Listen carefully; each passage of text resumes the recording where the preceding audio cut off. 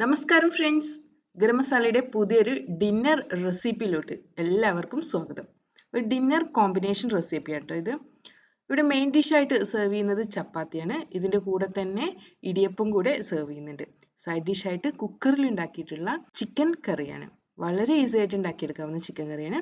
അതിൻ്റെ കൂടെ തന്നെ ഈസി ആയിട്ട് ഉണ്ടാക്കാവുന്ന ഒരു ചിക്കൻ ഫ്രൈ കൂടെ സെർവ് ചെയ്യുന്നുണ്ട്. പിന്നെ ഇതിൻ്റെ കൂടെയൊക്കെ നല്ല കിടിലനായിട്ടുള്ള ഒരു സുലൈമാനിയുടെ ഉണ്ടെങ്കിൽ ഡിന്നർ അടിപൊളിയാവും. അപ്പോൾ ഫ്രണ്ട്സ്, നമുക്ക് ഇങ്ങനെ വളരെ ഈസി ആയിട്ട് ഈ ഡിന്നർ ഐറ്റംസ് ഒക്കെ റെഡിയാക്കി എടുക്കുന്നതെന്ന് നോക്കാം. ഞാനിവിടെ ചിക്കനെ ചെറിയ പീസുകളാക്കിയിട്ട് മുറിച്ചെടുത്തിരിക്കുക കേട്ടോ. ഒരു 1/2 കിലോ ചിക്കൻ ഉണ്ടായിരിക്കും ഇത്. ഇനി ഈ ചിക്കനെ നമുക്ക് മാരിനേറ്റ് ചെയ്തെടുക്കാം. മാരിനേറ്റ് ചെയ്യുന്നതിന് വേണ്ടിയിട്ട് ഞാനിവിടെ ഒരു മിക്സിയുടെ ജാർ എടുത്തിട്ടുണ്ട്. ഇതിലോട്ട് നമുക്ക് കുറച്ച് വെളുത്തുള്ളി എടുക്കാം. ഒരു 5-6 വെളുത്തുള്ളി എടുത്തിട്ടുണ്ട് ഞാൻ. അടുത്തതായിട്ട് നമുക്ക് വേണ്ടത് ഇഞ്ചിയാണ്. ഒരുപാട് ഇഞ്ചിയൊന്നും വേണ്ട കേട്ടോ. ഞാനിവിടെ ഒരു 1/2 ഇഞ്ച് നീളമുള്ള ഇഞ്ചിയുടെ പീസായിട്ട് എടുത്തിട്ടുള്ളത്. അതിനെ 2 പീസാക്കിയിട്ട് മുറിച്ചെടുത്തിട്ടുണ്ട്. ഇനി നമുക്ക് ചെറിയ ഉള്ളി ചേർക്കാം. ഈ ചിക്കൻ ഫ്രൈയിൽ ഞാൻ ചെറിയ ഉള്ളിയായിട്ട് ചേർക്കുന്നത്. ഒരു പിടി ചെറിയ ഉള്ളിയുണ്ട്. ഇത് നമുക്ക് നന്നായിട്ട് അരച്ചെടുക്കാം. ഇങ്ങനെ അരച്ചെടുത്ത ഈ അരപ്പാണ് നമുക്കിത് പാനിലോട്ട് ചേർക്കാം. ഇനി ഇതിലോട്ട് നമുക്ക് പൗഡറുകൾ ചേർക്കാം. വേണമെങ്കിൽ അരച്ചെടുക്കുന്ന സമയത്ത് തന്നെ പൗഡറുകൾ ചേർത്തിട്ട് അരച്ചെടുത്താലും മതി കേട്ടോ. ആദ്യം നമുക്ക് മഞ്ഞൾപ്പൊടി ചേർക്കാം. 1/2 ടീസ്പൂൺ മഞ്ഞൾപ്പൊടിയാണ് ചേർക്കുന്നത്. ഇനി ഞാനിവിടെ ചേർക്കുന്നത് കാശ്മീരി ചില്ലി പൗഡറാണ്. 1 ടേബിൾ സ്പൂണോ 2 ടേബിൾ സ്പൂണോ ഒക്കെ കാശ്മീരി ചില്ലി പൗഡർ ചേർക്കാം. നമുക്ക് അധികം എരിവൊന്നും ഉണ്ടാവില്ലല്ലോ ഈ ചില്ലി പൗഡർ, അതുകൊണ്ട് ഞാൻ കുറച്ച് അധികം തന്നെ ചേർക്കുന്നുണ്ട്. ഇനി ഇതിലോട്ട് ആവശ്യത്തിന് ഉപ്പ് ചേർക്കാം. അടുത്തതായിട്ട് ഞാൻ ഇതിലോട്ട് കുറച്ച് പെരിഞ്ജീരകം ചേർക്കുന്നുണ്ട്. 1 ടീസ്പൂൺ പെരിഞ്ജീരകമാണ്. ഇനി നമുക്കിതിലോട്ട് ഗരം മസാല പൗഡർ ചേർക്കാം. 1/2 ടീസ്പൂൺ ഗരം മസാല പൗഡർ ചേർക്കാം. അടുത്തതായിട്ട് ഇതിലോട്ട് നമുക്ക് കുരുമുളക് പൊടി ചേർക്കാം. 1/2 ടീസ്പൂൺ കുരുമുളക് പൊടിയാണ് ഞാനിവിടെ ചേർക്കുന്നത്. ഇത്ര മതി, ഒരുപാട് ഒന്നും ആവശ്യമില്ല.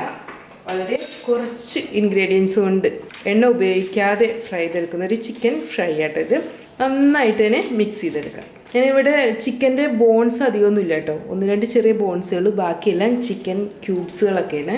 അതുപോലെ തന്നെ ചിക്കൻ ലിവർ എടുത്തിട്ടുണ്ട്, ഇതിൽ ചിക്കൻ്റെ ഹാർട്ട് എടുത്തിട്ടുണ്ട്. അങ്ങനെയുള്ള കുറച്ച് ഐറ്റംസാണ് എടുത്തിട്ടുള്ളത്. നന്നായിട്ട് മിക്സ് ചെയ്തെടുക്കാം.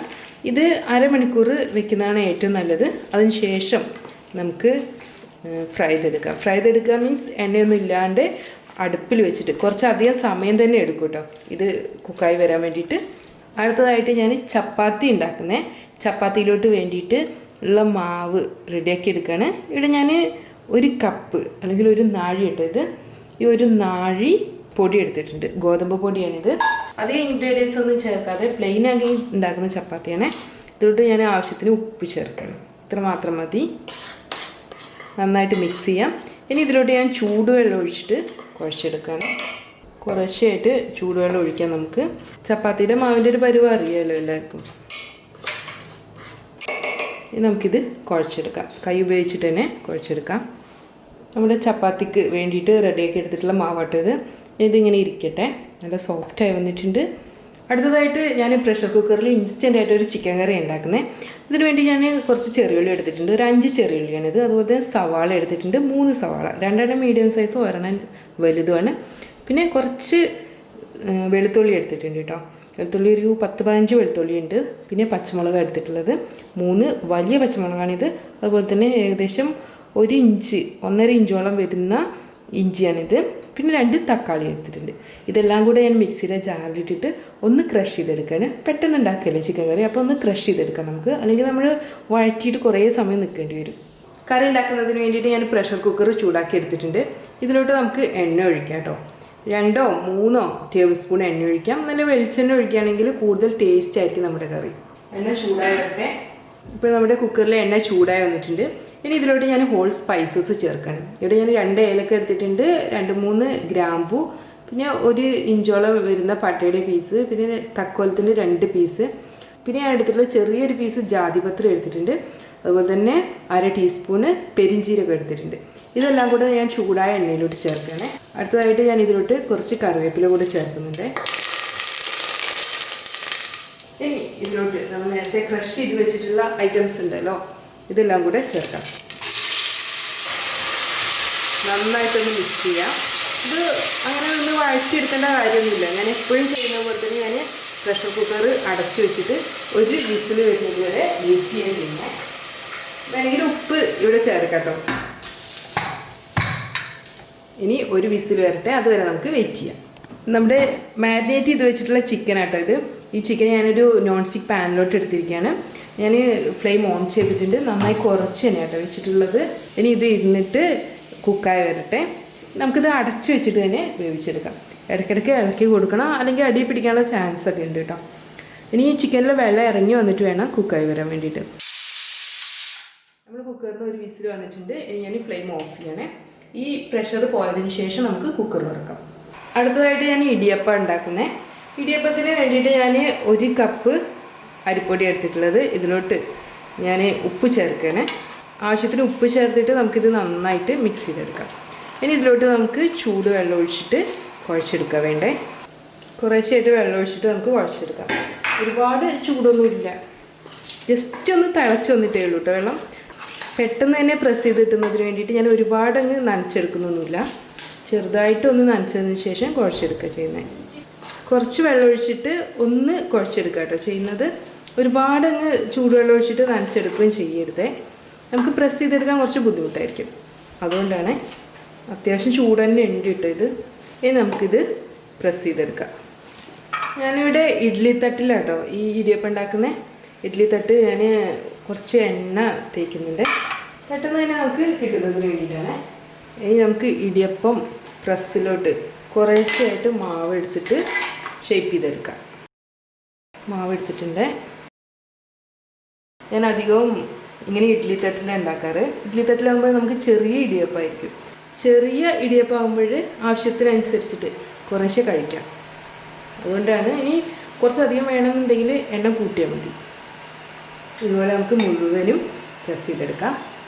അങ്ങനെ നമ്മുടെ ഇടിയപ്പം ഞാൻ പ്രസ് ചെയ്ത് വെച്ചിട്ടുണ്ട് കേട്ടോ. ഇത് ബാക്കി വന്നിട്ടുള്ള മാവാണ്, നമുക്ക് പ്രസ് ചെയ്യാൻ കിട്ടാത്തതാണ്. അപ്പോൾ ഞാനിങ്ങനെ ഷേപ്പ് ചെയ്ത് വെച്ചിരിക്കുകയാണ്. എന്തായാലും വെന്ത് വന്നാൽ നമുക്ക് കഴിക്കാമല്ലോ. ഇനി ഇതിന് ഞാൻ ഇഡ്ഡലി പാത്രത്തിൽ വെച്ചിട്ട് സ്റ്റീം ചെയ്തെടുക്കുകയാണേ. നമ്മുടെ ചിക്കൻ ഇടയ്ക്കിടയ്ക്ക് ഇളക്കി കൊടുക്കണം കേട്ടോ. ഇപ്പോൾ ചിക്കനിൽ കുറേ വെള്ളമൊക്കെ ഇറങ്ങി വന്നിട്ടുണ്ട്. നന്നായിട്ട് ഞാൻ മിക്സ് ചെയ്തെടുക്കുകയാണ്. ഇവിടെ കുക്കായിട്ട് നന്നായിട്ട് ഡ്രൈ ആയി വരുന്ന സമയത്ത് നമുക്ക് തുറന്ന് വെച്ചിട്ട് ഡ്രൈ ആക്കി എടുക്കാം. അതുവരെ അടച്ചതിന് വയ്ക്കാം. ചിക്കൻ്റെ ഒക്കെ നല്ല ഫ്ലേവർ വരുന്നുണ്ട് കേട്ടോ. അതുപോലെ തന്നെ ഇടിയപ്പം കുക്കായി കൊണ്ടിരിക്കുകയാണ്. പ്രഷർ കുക്കറിൽ പ്രഷർ പോയിട്ടുണ്ട്. നമുക്കിനി കുക്കർ തുറക്കാം. ഇത് കണ്ടില്ലേ, ഇപ്പോൾ നമ്മൾ വഴറ്റിയെടുത്ത പോലെ തന്നെ ആയിട്ടുണ്ട്.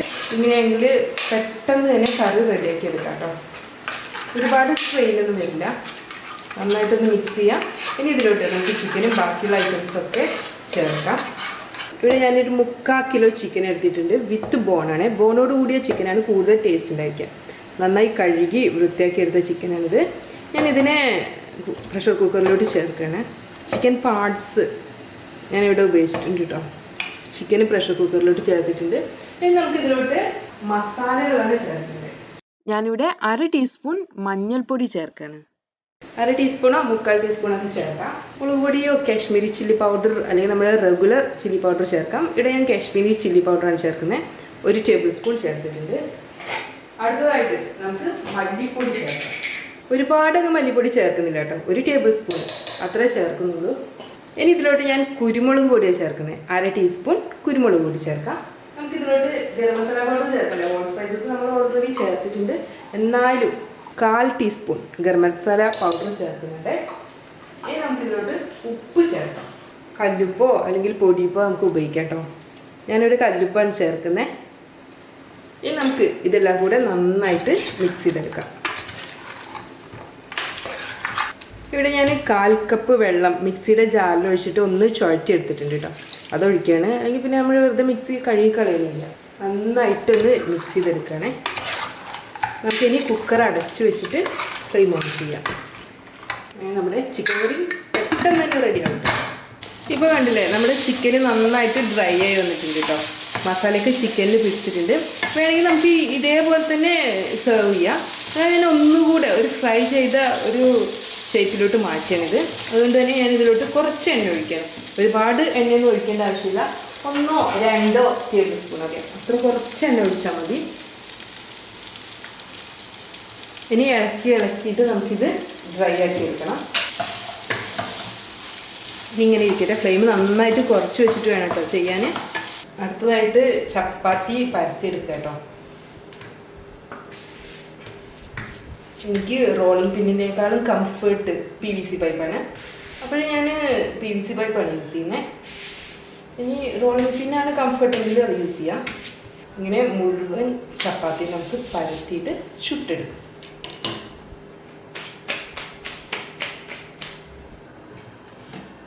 നമ്മുടെ ഇടിയപ്പം റെഡി ആയിട്ടുണ്ട്. ഞാൻ ഫ്ലെയിം ഓഫ് ചെയ്തിട്ടുണ്ട്. ഇനി ഇതിനെ ഞാൻ ഇഡ്ഡലി ചെമ്പിൽ നിന്ന് മാറ്റുകയാണ്. നമ്മുടെ പാൻ ചൂടായി വന്നിട്ടുണ്ട്. ഇനി ഇതിലോട്ട് ചപ്പാത്തി ചേർത്തിട്ട് നമുക്ക് വേവിച്ചെടുക്കാം.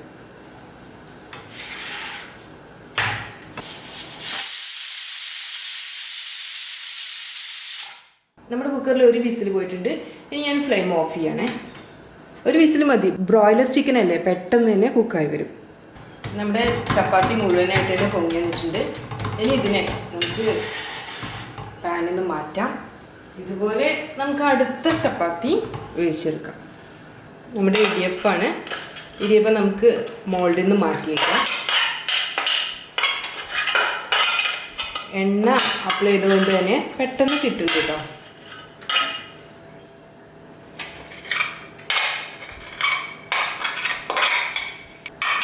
ഇടിയപ്പവും ചപ്പാത്തിയും ഒക്കെ റെഡി ആയപ്പോൾ നമ്മുടെ ചപ്പാത്തി നന്നായിട്ട് പൊങ്ങിയിട്ടുണ്ട്.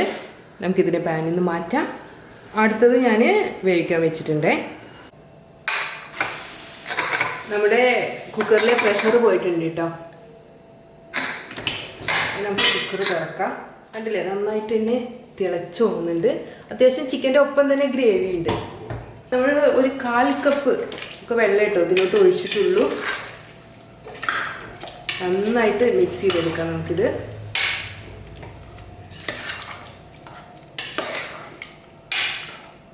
കണ്ടില്ലേ, നല്ല തിക്ക് തന്നെയാണ്. എണ്ണയൊക്കെ വിട്ട് നിൽക്കുന്നുണ്ടേ. ഇനി നമുക്കൊരു ഫൈനൽ ടച്ച് കൊടുക്കണ്ടേ. വേറെ ഒന്നുമല്ല, ഇതിലോട്ട് നമുക്ക് ഫ്രഷ് ആയിട്ടുള്ള വെളിച്ചെണ്ണ ഒഴിക്കാം. 1 ടീസ്പൂണൊക്കെ മതി കേട്ടോ, ഒരുപാടൊന്നും വേണ്ട. കുറച്ച് കറിവേപ്പില ചേർക്കാം. ഈ കറി അധികം എരിവൊന്നുമില്ല കേട്ടോ. അപ്പോൾ ഇതിലോട്ട് ഞാനിനി കുറച്ച് കുരുമുളക് പൊടി കൂടെ ചേർക്കുന്നുണ്ടേ. നന്നായിട്ട് മിക്സ് ചെയ്തെടുക്കാം. ഞാനിത് അരച്ച് വയ്ക്കുകയാണ്. ഇനി സെർവ് ചെയ്യുന്ന സമയത്ത് നമുക്ക് തുറന്നാൽ മതി. അപ്പോഴേക്കിനും വെളിച്ചെണ്ണയുടെയും എല്ലാത്തിൻ്റെയും ഫ്ലേവർ നമ്മുടെ ചിക്കൻ കറിയിൽ പിടിക്കും. മെയിൻ ഡിഷായിട്ട് സെർവ് ചെയ്യുന്ന ഇടിയപ്പം, ചപ്പാത്തി, അതുപോലെ തന്നെ ചിക്കൻ ഫ്രൈ, പിന്നെ ചിക്കൻ കറി കുക്കറിലാണ്. കുക്കറിൽ തന്നെ അടച്ച് വെച്ചിരിക്കുക കേട്ടോ. ഇത്രയും റെഡി ആയിട്ടുണ്ട്. ഇനി ഇതിൻ്റെ കൂടെ നമുക്ക് നല്ലൊരു സുലൈമാനി കൂടെ ഉണ്ടെങ്കിൽ അടിപൊളിയാവും. ഫ്രണ്ട്സ്, അങ്ങനെ നമ്മുടെ ഡിന്നർ ഐറ്റംസ് ഞാൻ ഡൈനിങ് ടേബിളിൽ വെച്ചിട്ടുണ്ട്. ബിഗിനേഴ്സിനെല്ലാം ഫോളോ ചെയ്യാവുന്ന ഇൻസ്റ്റൻറ്റ് റെസിപ്പി ആട്ടോ ഇത്. നല്ല ചൂടോടുകൂടെ തന്നെ നമുക്കിത് സെർവ് ചെയ്യാം. Thanks for watching. Thank you.